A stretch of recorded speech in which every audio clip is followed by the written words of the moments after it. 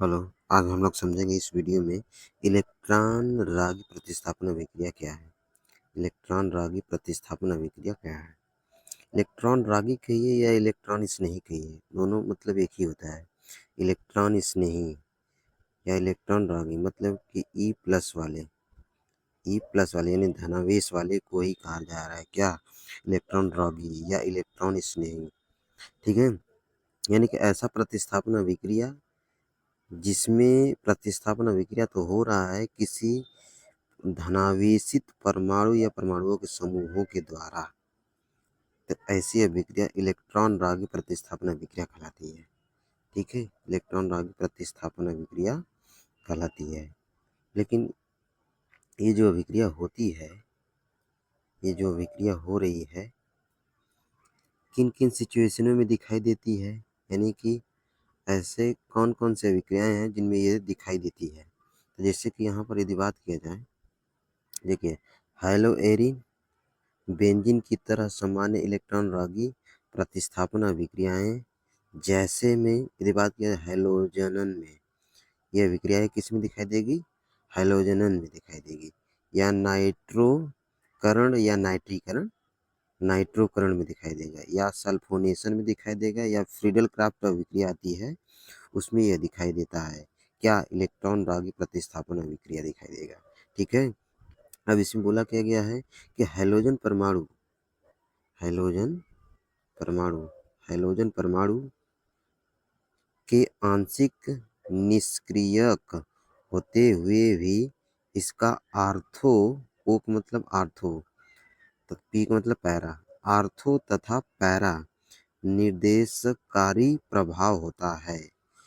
अतः अगला प्रतिस्थापन हैलोजन के स्थान से आर्थो और पैरा स्थितियों पर होता है।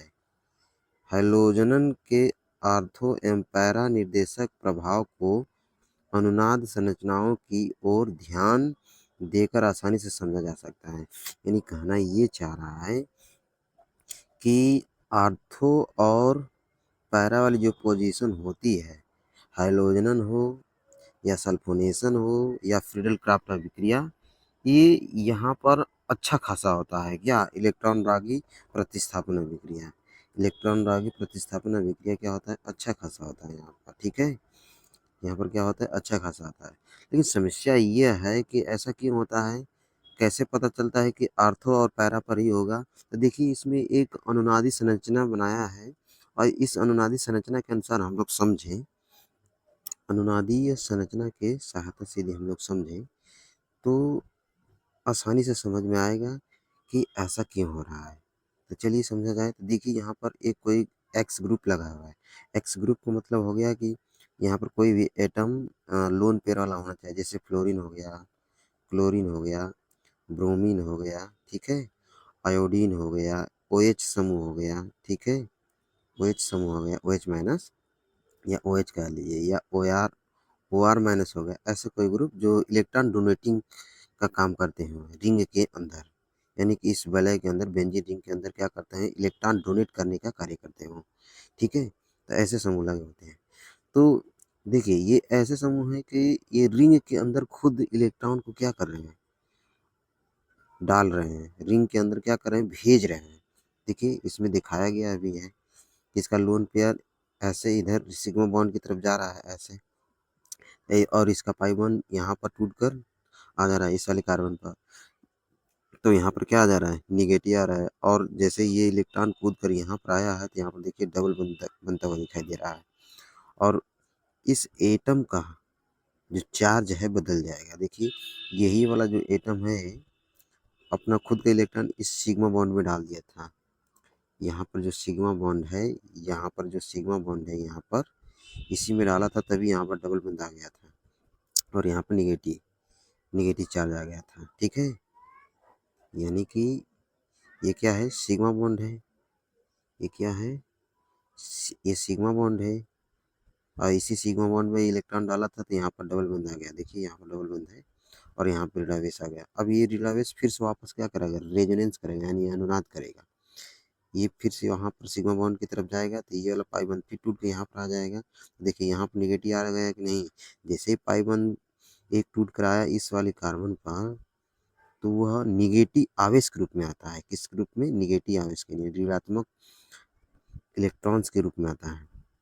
फिर जैसे ही फिर जैसे ही फिर जैसे ही ये भी ऋणावेश वाला इलेक्ट्रॉन आगे की तरफ ये भी जब मूव करता है, यानी कि अनुनाद करता है, तो फिर आगे प्रतिक्रिया कैसी दिखाई देती है। देखिए ये वाला इलेक्ट्रॉन क्या करेगा, फिर से आगे की ओर मूव करेगा ऐसे, तो इसका इलेक्ट्रॉन यहाँ पर चला जाएगा तो ऋणावेश यहाँ पर आ जाएगा और यहाँ पर डबल बॉन्ड बनता हुआ आ जाएगा। ठीक है, जैसे ही देखिए ये वाला इलेक्ट्रॉन यहाँ पर मूव किया है, यहाँ पर आया है, तो यहाँ पर एक डबल बॉन्ड बना दिया, तो दिखाई दे रहा है यहाँ पर डबल बॉन्ड। उसी तरह से यहाँ पर थोड़ा समझिए, यहाँ पर कि यहाँ पर भी ऋणावेश है, इसका भी इलेक्ट्रॉन यहाँ पर आ रहा है, तो यहाँ पर भी क्या आ जाएगा, डबल बॉन्ड आ जाएगा। यहाँ पर आइए गया है डबल बॉन्ड, देखिए फिर से आ गया इलेक्ट्रॉन जो है इस पाई बॉन्ड का इस वाले कार्बन पर, तो यहाँ पर ऋणावेश आ गया है। अब ये वाला ऋणावेश आवेश फिर से इस वाले सिग्मा बॉन्ड में आ जाएगा, इस वाले में, तो अब कुछ ऐसा बनता हुआ दिखाई देगा और ये वाला मूव हो जाएगा इधर की तरफ, यानी कुछ ऐसा बनता हुआ दिखाई देगा, ऐसा। ठीक है, सिग्मा बॉन्ड यानी कैसे कर दें, एक यहाँ पर डबल बॉन्ड, एक यहाँ पर डबल बॉन्ड और एक यहाँ पर, और एक्स जैसा था वैसा ही रह जाएगा लोन पेयर के साथ में। ठीक है, तो ये अनुनादी संरचना है। इससे हम लोगों को क्या समझ में आया है, इससे हमें एक चीज बात पता चली है क्या। देखिए इसमें क्या हो रहा था, यही हो रहा था ना कि इलेक्ट्रॉन्स अनुनाद के रूप में ऐसे इधर के चारों तरफ रिंग में घूम रहे थे ऐसे। तो यहाँ पर जो जितने पोजीशन थे कार्बन के, जैसे कि एक पोजीशन ये है, दूसरा ये है, तीसरा ये है, चौथा ये है, पांचवा ये है, छठवां ये है, ये 6 पोजीशन पर हमें ये पता चल रहा है कि जो ऋणावेश आवेश है किन किन पोजीशनों पर आ रहा है। तो देखिए 3 पोजीशन पर आया था, एक यहाँ पर आया था इस वाले पोजीशन पर, दूसरा इस वाले पोजीशन पर, एक यहाँ पर, 3 पोजीशन, यानी 3 पोजीशन पर आ रहा है। और इन 3 पोजीशनों पर इलेक्ट्रॉन डेंसिटी अधिक होगा। क्या होगा? इलेक्ट्रॉन डेंसिटी अधिक होगा, जो कि यहाँ पर बोला भी है। देखिए इसमें इस वाली लाइन को थोड़ा सा ढंग से पढ़ा जाए, इसमें क्या बोला है देखिए इधर, इस वाली निचले वाली लाइन में पढ़ा जाए। देखिए अनुनाद के कारण मेटा स्थिति की तुलना में आर्थो तथा पैरा स्थितियों पर इलेक्ट्रॉन घनत्व अधिक बढ़ जाता है। यानी कहना ये चाह रहा है, आर्थो मेटा का मतलब क्या होता है, यहाँ पे ऐसे समझिए, ये वाला जो ग्रुप जिस कार्बन पर लगा है ना, इसको इप्सो बोलते हैं। क्या बोलते हैं? इप्सो। इप्सो बोलते हैं। क्या बोलते हैं? इप्सो। ठीक है, और ये इसके जस्ट बगल वाला कार्बन जो है, ये वाला इस पर ऋणावेश है, इसको हम आर्थो बोलेंगे। क्या बोलेंगे? आर्थो। आर्थो को ओ से दिखाते हैं। ठीक है, इसके जस्ट बगल वाला कार्बन ये वाला जो है, इसको मेटा बोलते हैं, इसको एम से दिखाते हैं। ठीक है, और इसके जस्ट बगल वाला जो कार्बन है ये, इसको हम पैरा बोलते हैं। तो यही बोला था, देखिए ये भी आर्थो है, तो ये भी आर्थो ही होगा। क्या होगा? आर्थो। आर्थो ये भी आर्थो, यानी कि ये भी आर्थो है, ये भी आर्थो है। ये वाला क्या है? ये वाला पोजीशन पैरा है। तो देखिए यही बोला था ना कि अनुनाद के कारण मेटा स्थिति की तुलना में आर्थो तथा पैरा स्थितियों पर इलेक्ट्रॉन घनत्व तो अधिक बढ़ जाता है। इसी कारण होता है, क्योंकि माइनस आई प्रभाव के कारण हाइड्रोजन परमाणु की प्रकृति बेंजीन वलय के इलेक्ट्रॉन आकर्षित करने की होती है।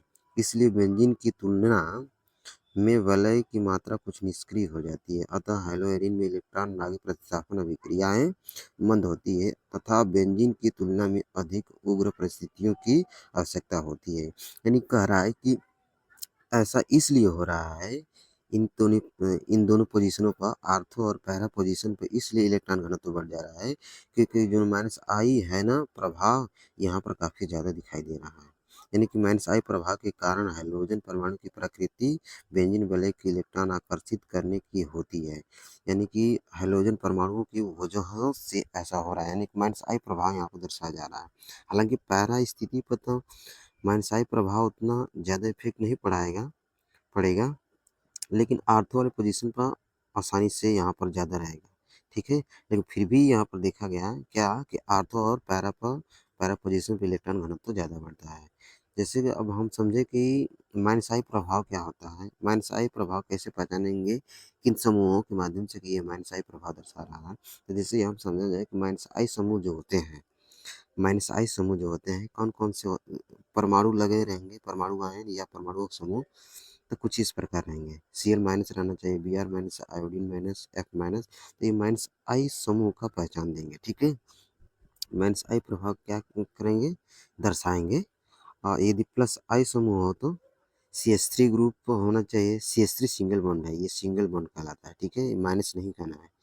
और इसी तरह से CH3 single bond CH CH3 और ये सिंगल बॉन्ड है। ठीक है, और O माइनस, A प्लस आई समूह दर्शाते हैं। ठीक है, माइनस आई समूह का मतलब ये हुआ ना, यदि हम किसी कार्बन श्रृंखला वाले कार्बनिक यौगिक से इनको जोड़ दिया जाए, जैसे कि फ्लोरीन को हम इससे जोड़ दे रहे हैं, तो करेगा क्या कि ये जितने भी इनके सिग्मा बॉन्ड में इलेक्ट्रॉन्स हैं, इनके सिग्मा बॉन्ड में इलेक्ट्रॉन्स हैं ना, ये क्या कर लेगा, फ्लोरीन यानी कि ऐसे ग्रुप क्या कर लेंगे, इनके इलेक्ट्रॉन अपनी तरफ ऑब्जर्व कर लेंगे, यानी खींच लेंगे, इलेक्ट्रॉन्स ले लेंगे। तो इन पर आंशिक रूप से क्या आने लगेगा, धनावेश, और इन पर आंशिक रूप से ऋणावेश आने लगेगा। अगर ऐसा कोई ग्रुप कर रहा है किसी कार्बनिक की श्रृंखलाओं में जुड़कर, तो माइनस आई समूह कहलाएगा। और ऐसा कार्बनिक श्रृंखलाओं का समूह जिसमें ऐसे ऐसे ग्रुप जुड़े हुए हैं इस वाले जैसे, ठीक है, जो कि इलेक्ट्रॉन खुद डोनेट करते हैं इस सिग्मा बॉन्ड में, इस सिग्मा बॉन्ड के थ्रू।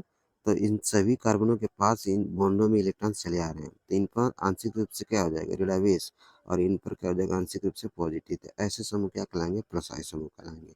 बस इस वीडियो में इतना ही था। जय हिंद।